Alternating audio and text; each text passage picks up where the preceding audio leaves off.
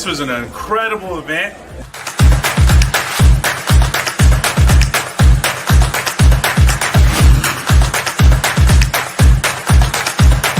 And I highly recommend Roofr.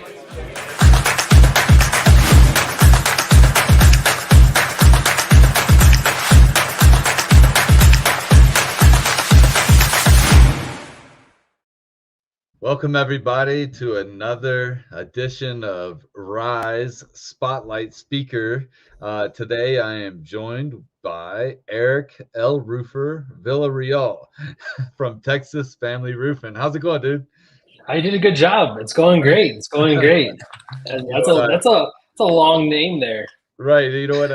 In my phone, it still says Erik L. Roofr. And I was, you and I have been following each other over the past several years. And, that's how I always remembered who you were. So, yeah, it kind of, stuck with me. So that's awesome. Yeah, no doubt, man. Tell us a little bit about yourself and then tell us a little bit about Texas Family Roofing. So, well, they kind of have blended together now. And so it's one and the same. But a little bit about me is, I help run Texas Family Roofing. I'm a family man, father, husband. I love to be active. I'm a loud person. My personality is loud. I think anybody who has been around me for 30 seconds or more will find out. But I like to have fun. I like to stay positive, and just have a good time, really enjoy everything I can, and get the most out of life, and that includes working hard. And that's kind of where Texas Family takes over. And what has gotten, what's helped grow Texas Family, that mindset and that vibe that we put out. We're a fun company, and so we work hard, we play hard, type mentality.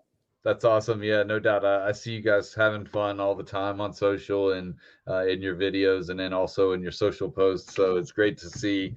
It's hard out there, right? So you got to try to make sure you find all the new ways to market yourself. But we'll talk about that in just a minute. What's something that you like to do outside of roofing besides being a family man? What's one of your favorite things to do? Anything that involves water. So being out at the beach, fishing, being on a boat, water is just something that I've always gravitated to. So I would say, I recently actually got into fishing, believe it or not. As much as I love water, I never really was a fisherman until this past year. I went out a handful of times, went deep sea fishing, did a lot of bay fishing. So fishing's, I guess, becoming something that I like to do, Man, you're rich. Like that's an expensive sport. No, I'm just kidding.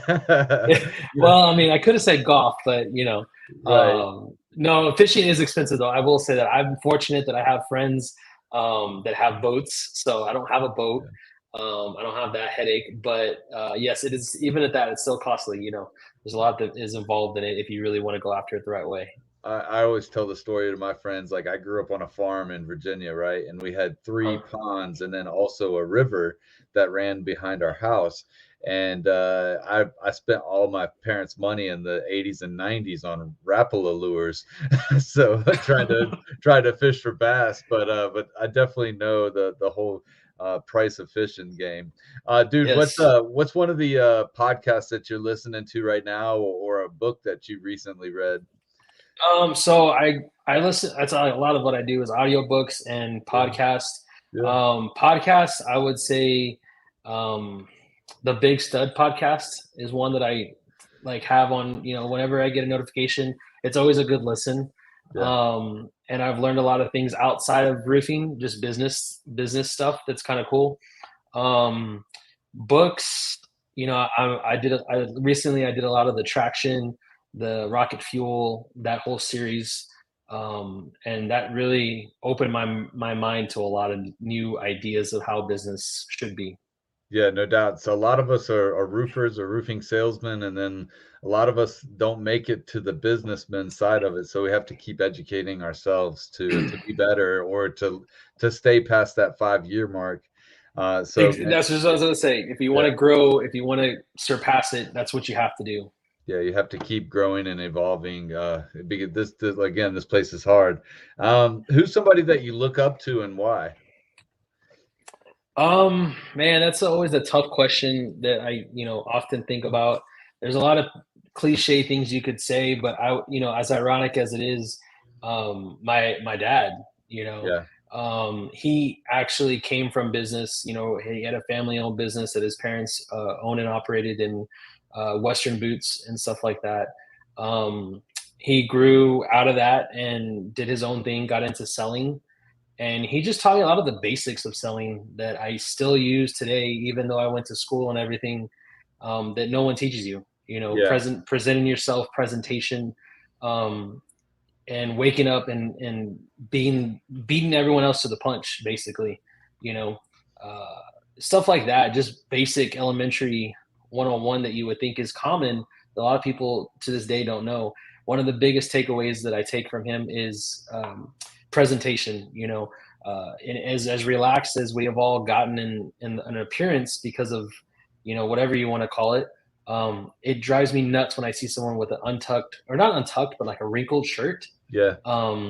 He taught me that from day one, is never have a wrinkled shirt. And I don't know why it stuck with me. So to this day, like if I put on a shirt in the morning and it's got a wrinkle, I'm gonna get it out with a dryer and iron or whatever, or get a new shirt altogether. So Yeah. that's like one of my pet peeves that he taught me. So little things like that, I think, is what's really those things in the back of my head on a daily reminder of what I need to do to show up and outperform everybody. Yeah, that's same. For many years, I stood behind an iron, especially in the military, and then as a police officer. So, Oh, that's uh, right. Yeah. So you can relate to that. yeah, that Yeah. razor sharp sleeves and crisp collars, man. I always made Well, sure that my shirt and my pants looked nice. believe it or not, he never made us do it, but he always told us the story of, because his dad was a Marine, Yeah. and he would have to bounce the quarter off the bed. And if the Oh quarter yeah. didn't bounce, then it wasn't done right. Yeah. And Right. so every day, every morning, we had to make up our beds, and it just little things like that have stuck with me through these years. And I don't know, it's simple, simplistic things, but all of them come together. And Yeah. that's what the image that you portray when you're sitting in front of that potential client or customer or whoever it is you're trying to sell yourself to. Yeah, no doubt. That's the same. I don't make my bed, but Karina does, thank goodness. But she does a great job of it. But whenever I was a single man living alone, I had those military style corners still on my bed. Yep. But Yep. let's switch gears just a little bit and let's talk a little bit about Texas Family Roofing, man. How's it going this year for you guys? This year, I think we have grown the most out of the past 7, almost 8 years now. Um, as far as in the past, we went through growth, and we've scaled and we've downscaled and we've scaled and we've downscaled. And this time around, it's been the strongest growth, the mindset shift, I would say. Not just between me and Paul, the other owner, is the whole leadership team, the whole company as a whole. We all have evolved, and I feel like it's like, wow, it took a while, but we're getting there now. And so we're Yeah, stronger than we've ever been. We've been bigger as far as numbers go, but we're stronger and we're bigger than we've ever been in mindset and power and just ability to perform. that's awesome, man. Let's talk about this. You and I are known for our social media presence a lot. People that know us out there in the world. Mhm. Organic or paid? Organic, baby. It's all organic. I mean, it's all to this day, we still operate on organic. And when we dabble in the paid, it's Yeah, like it's not the same. yeah. It's So a whole organic nother beast. 100%. You know, Yeah, it uh, is. at Roofr here, shout out to Daniel Forbes. He's our paid advertising person for Google and all things paid ads. But we're not the same. Like he and I are just Yeah. two different people. But we Yeah. will never clash because he has a purpose for sure. But tell us a little bit about what you guys do to market yourselves. So market, it's very much, we're very transparent. We Yeah, we don't really there's a saying, it's like, don't create, document, yeah, and so there is, of course, creativity involved in that, but just document who you are and don't try and be somebody you're not. right. That alone coming across is going to be more relatable to a potential client than anything else. Yep. Clients see us out, eating lunch, having fun, going and doing fun things around town, and then we make videos about it, and it gravitates to them because they go do those same things. So Yep. why would they not feel more comfortable hiring that as a person that's going to be working on their home where their family sleeps? Yeah.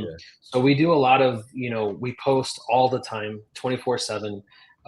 We go do fun things that are local to the community, and we post about it, and that Right. just gains traction.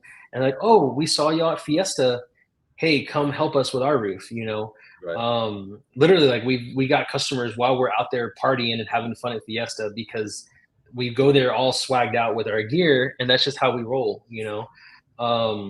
But we do some marketing as far as like we try and run some ads here and there, but a lot of it is just sharing what we posted organically that we gain traction on, and then we take that and we share it in an ad sense. And it's like fuel to fire. It just Yeah. goes crazy. Yeah, I totally resonate with all of what you said just now, because that's exactly how social has worked for me in getting business on my own. But another thing that I'm sad for the people that aren't going to be able to go to Atlantic City. But shout out to, sorry, but there's a stupid fly there. Amanda Vinot Prommel is going to be in Atlantic City, New Jersey, and she's going to be talking about social proof and how organic marketing she calls it a mom army Oh of people wow, that yeah, just those are big. always suggest her on all the Yep. Facebook group forums, and I'm I excited have to hear that. I'm not a mom, but I have like, I guess I wouldn't call it the dad army, but I have like, Joseph Hughes talked about it. I'm sure you know who Yeah. Joseph is. A Yep. long time ago, omnipresence, and everyone's Yep. always talked about it, but he really emphasizes it. And I was like, you know what? That's what I'd like to do, and not even knowing that I was trying to create that this whole time is omnipresence. And once you have that, like people are going to recommend you without you even knowing it. Yeah. So we get that a lot with local neighborhoods around town. That who needs a roofer? This crazy dude that wears a chicken on his head, and dances on the roof. Call him. Yeah. So it's funny how it works, but yeah, it Yeah, is. Amanda used to work with him at Contractor Dynamics, so that's I figured. yeah, she's great. But now she runs a company called Maven Roofing. But shout out to Amanda. But you know what? Let me ask you this: how have sales been? I know we were talking just before we got started today about the Austin storm. Yep. You guys already had a storm prior to that, I think, and Yep. here in Colorado, we've had 7 storms this year. But how's I business know. been for you guys?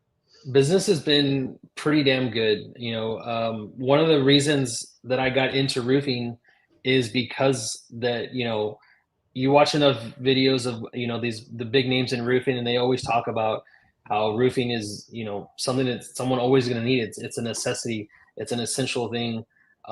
Because I came from the corporate world. I gave up the 9 to 5, all that cushion salary, and I jumped straight into it. And roofing has been very good though. The sales have been great. We had a little bit of a dip with back to school, which is normal. Yeah. And then we were blessed with a storm about a month later. Yeah. It wasn't a big storm, but it was a big enough storm to support us here. And then about a month after that, we got hit with another crazy storm up there in Austin. And that one's huge. That was, I don't know if you remember the 16 storm that hit San Antonio, but it's comparable to that. I remember that the same one that hit Plano that year. So that year was memorable for me because I was trying to find roofers that were able to go to San Antonio. There weren't a lot of reputable San Antonio roofers back then. Yeah, it wasn't cool like it is now. Yeah, no doubt. It was a little bit different back then. Yeah. But you know what? Let's talk about this. What are you telling your team to stay motivated right now? So I kind of go all over the place, but I stick to the same principles is, what are you here for? What's your why? What do you want to do? What attracted you to Texas family? And a lot of them will say the same things. They like what they see. They like the atmosphere, the what we put out there. And then they've seen us grow because maybe they've been following us for a while. So they see the growth. So it's just reminding them of what they need to do and why they actually joined. When we bring you on board, we we interview and we have core values that we make sure that you kind of align with. And then we ask you, why do you, oh my God, excuse me, that Topo. Topo Chico. That Topo Chico, baby. That's why I love it. We ask, you know, what is it that you actually want? And so we write them down. We write their goals down. And then whenever we see somebody struggling, you know, we pull them and we say, hey, look, you know, look, let's look back. This is your why. You know, what is there something going on that we can help you with? Is there something we can support, we can get you? And just remind everybody that what we're all here for, you know, and that usually is all that's needed to motivate somebody. You know, that combined with the amount of positivity I try and throw up over everybody, you know, we have that positive one team, one dream mindset. And when we see someone struggling, we're a team, we're a family. We either help support them and see what we can do to help them, you know, get out of their funk, basically. Yeah, I'm gonna switch this to go back a little bit back to the marketing. If I meant to say something about this, but I was having a conversation about you. What city was I in last week? Oh, I was at the RCAT in Houston. Okay. Yeah, and I got to meet Catherine from Catchall. Oh, Catchall. And then Heath, and then Chris Rice are really great friends of mine.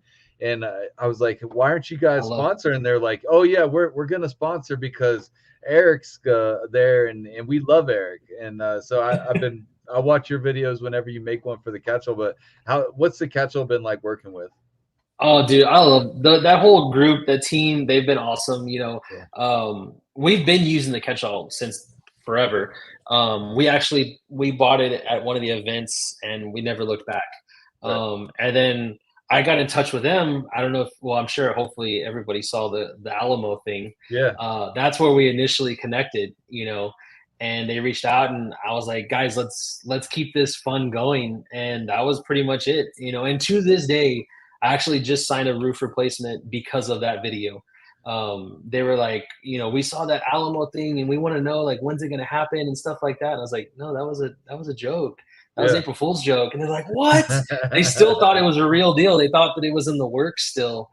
And so the Catchall, I mean, we mesh really well together. They're just like us in the sense of, you know, you can't take everything too seriously. I mean, business is business, and business, when business needs to be had, business needs to be had.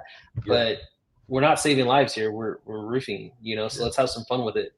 Yeah, you know, I can't wait. I haven't been to San Antonio before, honestly. Really? And I'm looking forward to it. Yeah, I've been to Houston, I've been to Austin, I've been to Dallas, right? Never been to San Antonio. So I'm looking and you're coming at a good time. I'm gonna go to the Alamo. Yeah, let's go. So we need to go and take some pictures with Catchall at the Alamo. Let's do it. You know what? I'll bring my banner, you bring yours. So there you go. But let's talk about technology. What kind of technology are you guys using in your business, or have you seen it improve the way that you do business? Oh yeah, dramatically. Even in my short time that I've been in roofing, technology has affected everything in a positive way. Yeah. I've been in roofing now for over 4.5 years, and believe it or not, my first roof was on paper contract. You know, and now we don't. Who, you know what I mean? It's like, what is a paper contract? Right. So we utilize a lot. You know, we're using CRMs, Job Nimbus. Right. We actually use Roofr on a daily basis, you know, for our measurements. It's crazy to think that people are still pulling out that Stanley and, you know, risking it up there just to measure. And it's like, come on, you know, there's so many other tools out there. It's helped us in efficiency. It's helped us in speed. And just professionalism, like going back to the whole iron shirt, you know, if you show up and you're presenting, and sometimes you're going to relate more to somebody that relates to the paper, you know, old school salesman, you know, spread out on the kitchen table, but that doesn't mean that you can't still fit the part and look like a 2023 salesman professional. You know, you're still going to sit down with them. You're still going to go over everything, but now it's digitalized all in here, you know, on iPads. And if you're not utilizing the software and the tools, it's just like showing up to work without the right tools. You know, you're showing up to work without, you know, Company Cam, without Job Nimbus, without Roofr. What are you doing? You know? So we have definitely utilized technology We're on it all the time. Like, what's new, what's latest and greatest. We want to know. We want to be the first ones in. We do beta programs for a lot of software companies, because we just want to be on the cutting edge. Yeah. Like the whole thing. It's like, it's just, you have to. Yeah, I ask that question often of people, maybe not as much as I should, I wish I'd probably do it more, but people are still handwriting sales proposals, and I've even seen some really distasteful proposals, like, here, change out roof, put new shingles on, right? Yeah. Like what are you guys thinking? Like, Yeah. 2020 to 2022, COVID destroyed everything handwritten, and it was all digital. But nowadays, we're seeing, if you are using a roofer proposal or another type of digital sales proposal, like the sales rate goes up 1.7x. Oh yeah. So you should be doing everything you can to provide as much education and information. And there's no way, or no better way than to have your homeowner sign off that they received a copy of what they're getting on their roof, what type of warranty you offer, what your company is like, and that way they see it all right in front of them. So yeah, shout out to And you guys for using that. that's only going to get more emphasized. Yeah. The next generation that's buying these homes that are going Yeah. to be your I've always preached, you have to evolve, or you're going to get run over, especially by these kids. I call them kids, yeah. right? Like they know this technology stuff better than we do, and it Yeah. makes it so I hard mean, for old guys like ourselves. yeah, think about the average person, that the younger, whatever you want to call them, the Gen Yeah, Zs, or I don't even know anymore. yeah, But they're at work, or they're YouTubers, or they're yeah, they're working out and about. They're on the go, 100 miles an hour. It's gonna get to the point where, like, yeah, man, just email me the proposal and I'll look at it. And if I like it, what I see, I'll sign it tonight when I get home. yeah, no I'll probably doubt. get approval at midnight, and that's how it's gonna, that's what it's gonna come to. So if you don't learn it now, you're really gonna be screwed in a couple of years. That's how Yeah. I feel, at least. My kids go to a regular elementary school. They're in the third grade, both of my 9 year olds, and they actually just completed an influencer training class, Oh, where that's it was an crazy. after school training class, and they had to get chosen to be a part of it. And Wow, that's awesome. they learned how to create marketing content. And Yeah. I'm like, your guys are 9, Yeah. but you're already Hey, learning. my So 5-year-old comes to me and says, "Daddy, let's make a video." And she already knows my taglines. She knows my sign off, yeah, everything. And I'm just like, I get blown away by it, you yeah. know? No doubt. So, I'm there too, man. You know what? Let's go to a close here. Tell us one piece of advice or a word of wisdom that maybe you would tell somebody that might be struggling, or looking to get into the roofing space. struggling, it's one of those things that it's hard to it's hard to wrap up in a short term, but reach out, look for help. I Yeah, think a lot of people, in especially like in any kind of in trades, in the trades, any kind of labor intensive, industry, there's a sense of pride, and it comes with ego, and it comes with everything else, and it doesn't matter who you are. If you need help, you need help, yeah, and you should, we do that here. We reach out to other local roofer, owners, and we've actually formed a group, and we get together once a month, and we trade best practices, and we ask that question to them: hey, who needs help? Maybe I don't need anything today, maybe right. next week or next month I need something because I'm struggling with this. So give it when you can, take it when you need it. But that would be my biggest recommendation is, if you're in it and you're struggling, don't be afraid to reach out, because chances are someone's going to have the same problem or has had the same problem as you.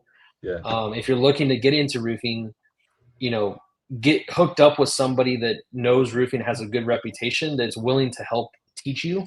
yeah, Because if you try and take it on yourself, everyone thinks it's easy, and it's not easy at all. It's hard as hell. So if you're looking to get into it, try and learn it before you think you can just go out and do it yourself, yeah, because no chances doubt. are you're going to struggle, and it's going to be 10 times as harder than it needs to be. You know, I think that, that's pretty much it, is reach out to somebody, see who you can work with instead of trying or working against. No doubt, man. Well, thank you so much for being here today. Yeah, no, Eric, thank you for Eric having is me. going to be one of our speakers at the San Antonio Rise event coming up in a few weeks, and we're looking forward to having him. If you haven't gotten your tickets yet, you can go to the bottom of the screen right there. It says get your tickets at roofr.com/rise. That's Roofr, ROFR.com/RISC. And, Benjamin Tiger will also be at the San Antonio event speaking that day. James Bonduc, Chandler Milliken, and Gennaro Montalago. So we're really looking forward to having you guys there. And thank you guys so much. And don't forget to like, share, comment on this video. And we'll see you guys soon. Eric, hold on one second.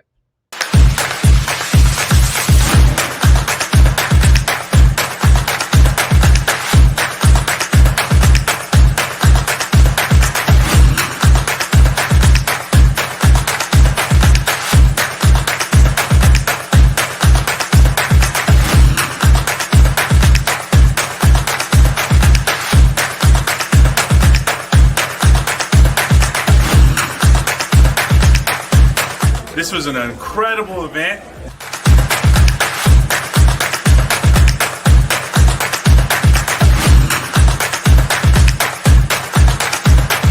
And I highly recommend Roofr.